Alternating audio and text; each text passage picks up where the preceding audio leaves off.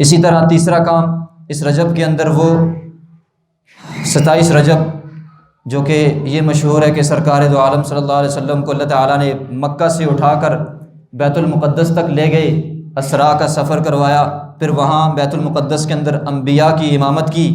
پھر وہاں سے اللہ نے آسمانوں کے اوپر تمام آسمانوں کی سیر کروائی، انبیاء سے ملاقات کروائی، جنت اور جہنم کی سیر کروا کر تمام احوال ان پر کھولے۔ اسی طرح پھر اللہ کی ملاقات ہوئی، پھر اس کے بعد جو ہے نا وہ التحیات للہ والصلوات والطیبات، السلام علیک ایھا النبی ورحمۃ اللہ وبرکاتہ، السلام علینا وعلی عباد اللہ الصالحین کے الفاظ مختلف یہ ملے۔ اور یہ ملاقات کا جو معاملہ تھا، پھر اللہ نے 5 نمازوں کو اسی رات کے اندر، معراج کی رات کے اندر امت کو تحفہ دیا جو 50 کے برابر ہے۔ تو یہ اس رات کی فضیلت شریعت کے اندر ثابت ہیں، یہ بات یاد رکھیں۔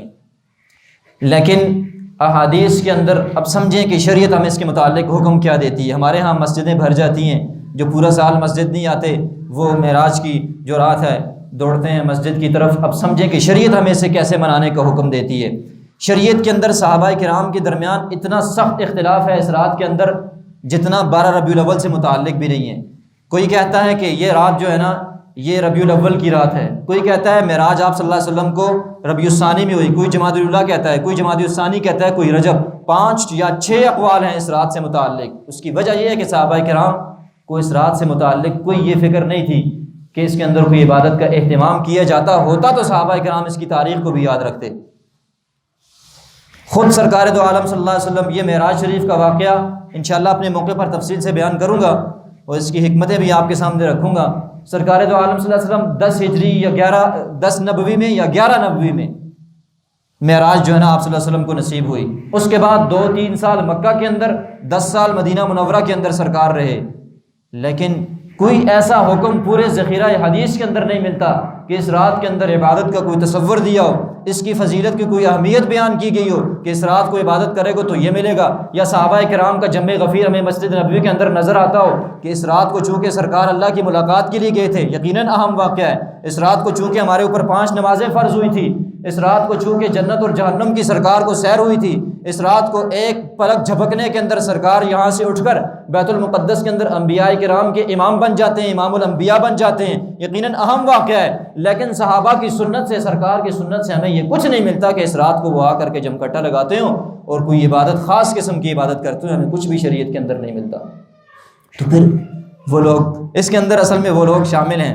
جو پورا سال مسجدوں کا رخ نہیں کرتے اور پھر جو ہے نا صرف ایک دن کے لیے سال کے اندر ٹوپی پہن کر کے تسبیح ہاتھ میں لے کر مسجدوں کے اندر آ جاتے ہیں۔ اس کی وجہ یہ ہوتی ہے کہ وہ لوگوں کو یہ باور کرانا چاہتے ہیں کہ ہم جو ہے نا ہم بھی نیک لوگ ہیں، ہم بھی جو ہے نا شریعت کی پاسداری کرتے ہیں، اپنی اس نیکی اور دکھلاوے کو ظاہر کرنے کے لیے۔ کیوں؟ ویسے تو پورا سال مسجد جاتے نہیں ہیں، ویسے تو اور کوئی دین کا کام کرتے نہیں ہیں، دین پر عمل کرتے نہیں ہیں، تو لوگ انہیں نیک نہیں سمجھتے، تو اس ایک دن جو ہے نا بعض موقعوں پر آ جاتے ہیں اور اپنی طرف سے اس کی فضیلت جو ہے نا اس کی ظاہر کرنے کی کوشش کرتے ہیں۔ یاد رکھیں کہ اگر شریعت میں اس کی کوئی فضیلت ثابت ہوتی تو صحابہ کرام سے بڑھ کر سچا عاشق سرکار کا کوئی نہیں تھا کہ وہ اس پر عمل نہ کرتے۔ صحابہ کرام سے بڑھ کر دین کا اور سرکار کا مزاج سمجھنے والا کوئی بھی دنیا میں آج تک نہیں آیا۔ اگر اس کی فضیلت کوئی ہوتی تو وہ لوگ اس پر عمل کرتے ہیں، لیکن بعض لوگ پھر یہ بھی کہتے ہیں جی کہ عبادت ہی کرتے ہیں نا، اگر مسجد میں آ گئے تو آپ کو کیا تکلیف ہے؟ مولوی صاحبان جو ہے نا آپ خواہ مخواہ جو ہے نا اس کے پیچھے پڑ جاتے ہیں، سجدے ہی کرتے ہیں نا، آ کے عبادت ہی کرتے ہیں، تلاوت ہی کرتے ہیں، تو کیوں آپ ان کے پیچھے پڑ جاتے ہیں؟ تو یاد رکھیں کہ شریعت جو ہے نا یہ اتباع کا نام ہے، شریعت اتباع کا نام ہے، یہ آپ کے اپنے شوق کا نام نہیں ہے، کہ آپ کے جذبے کا نام نہیں ہے کہ آپ جس رات کو چاہیں گے اٹھا کر کے جو ہے نا مقرب بنا لیں گے، اس کی عظمت آپ کے لیے ثابت ہو جائے گی۔ عظمت ثابت ہے تو لیلۃ القدر کی ثابت ہے، شعبان کی ثابت ہے، لیلۃ القدر قرآن سے ثابت ہے۔ اگر آپ خواہ مخواہ دین کے اندر کسی رات کی ایسی فضیلت ثابت کرنے کی کوشش کرتے ہیں تو دراصل آپ یہ کہنا چاہتے ہیں کہ اللہ کو اور سرکار کو اور صحابہ کو یہ پتہ نہیں تھا کہ یہ رات بھی اتنی اہمیت کی حامل ہے، اس میں بھی مسلمانوں کو وہ جمع کرتے مسجد کے اندر کہ وہ لوگ عبادت کرتے۔ دراصل آپ یہ کہنا چاہتے ہیں شریعت میں جس رات کی 10 راتیں ذی الحجہ کی قرآن نے اس کو بیان کیا، حدیث نے بیان کیا، بہترین ترین راتیں ہیں،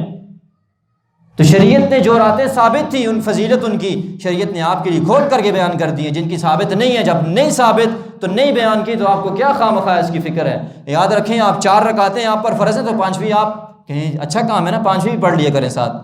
4 سنتیں ہیں تو 5ویں سنت پڑھ لیں، 4 سنتیں ایک کم کر کے 3 پڑھ لیں، نہ آپ دین کے اندر کسی قسم کی کمی کر سکتے ہیں، نہ آپ دین کے اندر زیادتی کر سکتے ہیں۔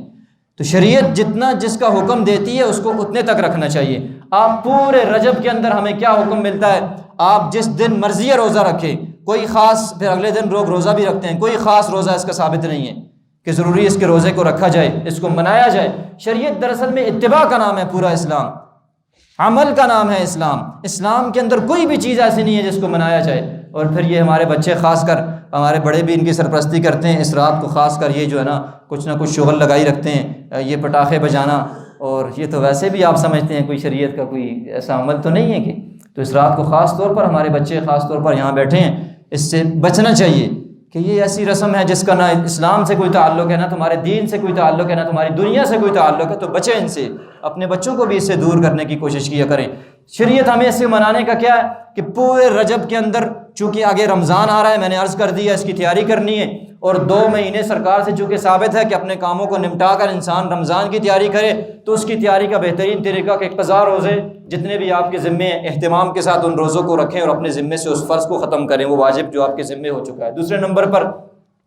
آگے رمضان آ رہا ہے تو یکدم روزے رکھنا بعض لوگوں کے لیے مشکل ہو جاتا ہے۔ رجب کے اندر آپ روزے رکھنے کی پریکٹس کریں، مشق کریں، اس کے اندر کوئی نہ کوئی 2 3 4 5 روزے آپ وقتاً فوقتاً کچھ دن چھوڑ کر آپ رکھیں، آپ کی جو ہے نا آہستہ آہستہ طبیعت بن جائے گی۔ اسی طرح آپ اس کے اندر یہ کوشش بھی کریں کہ آپ اپنے کاموں کو فارغ کر کے اپنے آپ کو فارغ کرنے کی جو ہے نا مشق بھی کریں، اور مسجد کو وقت دینے کی کوشش کریں، آ کر کے تلاوت کریں، آ کر کے نوافل پڑھیں، آ کر کے ذکر اذکار کریں، درود شریف پڑھیں، اللہ کے سامنے جھکنے کی، اللہ کے لیے اپنے آپ کو فارغ کرنے کی مشق کریں۔ ابھی سے اپنے کاموں کو فارغ کرنے کی مشق کریں گے تو رمضان کے اندر پھر انسان کو اپنے آپ کو فارغ کرنا بالکل آسان ہو جائے گا۔ پھر انسان کی وہ روٹین چونکہ بن چکی ہوتی ہے پہلے سے، لیکن جب ایک دم سے روٹین کو تبدیل کرنے کی کوشش کرتے ہیں تو پھر وہ 2 3 دن کا جوش تو ہوتا ہے انسان کے اندر، لیکن مستقل طور پر انسان جو ہے نا اس پر پھر برقرار نہیں رہتا۔ تو ابھی سے اپنی مشق کریں، کسی کے ساتھ لین دین کا معاملہ ہے ابھی سے برابر کریں، کوئی کاروبار کا معاملہ ہے ابھی سے اس کو لمٹ کے اندر لائیں، تاکہ رمضان کے اندر اپنے آپ کو فارغ کر کے اللہ کی عبادت کے لیے وقت کو مخصوص کریں۔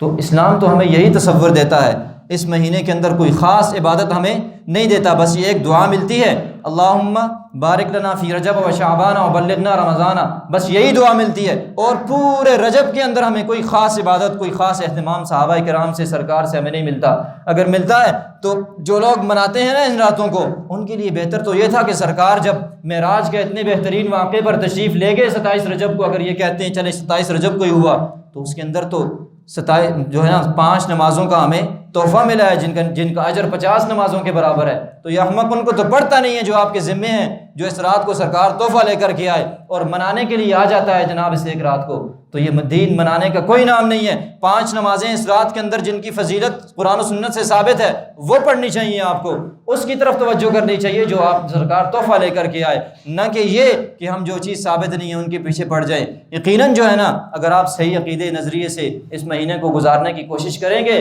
اور صدقہ و خیرات کا بھی اہتمام کریں گے تو آپ رمضان کی تیاری بہترین طریقے سے کر سکتے ہیں۔ آپ قرآن و سنت کے مطابق عمل کریں، آپ کو کوئی منع نہیں کرتا، لیکن آپ تھوڑی سی بھی آگے پیچھے کرتے ہیں تو انسان پیسہ بھی لگائے، وقت بھی لگائے، انسان جو ہے نا اپنی جان بھی لگائے، لیکن اسے ثواب اور اجر نہ ملے تو انسان کو کیا فائدہ ہے اتنا کھپنے کا۔ تو ہم چاہتے یہ ہیں کہ آپ جو اجر و ثواب اللہ نے آپ کے لیے رکھا ہے وہ آپ تک پہنچ جائے۔ ہم یہ نہیں چاہتے کہ آپ نیکی کے کام نہ کریں، ہم چاہتے صرف یہ ہے کہ اس کو سنت کے مطابق کریں، شریعت کے مطابق کریں، تاکہ جو ہے نا جو آپ کی چاہت ہے، نہ آپ کا مال ضائع ہو، نہ آپ کا وقت ضائع ہو، نہ آپ کی جان جو آپ لگاتے ہیں کھپاتے ہیں اس کے اندر وہ خالی تھکے، بلکہ اللہ نے جو اس پر اجر و ثواب آپ کو صحیح طریقے سے رکھا ہے وہ آپ کو اور آپ کے چاہنے والوں کو جو ہے نا مل جائے۔ جو کچھ کہا سنا اللہ تعالیٰ مجھے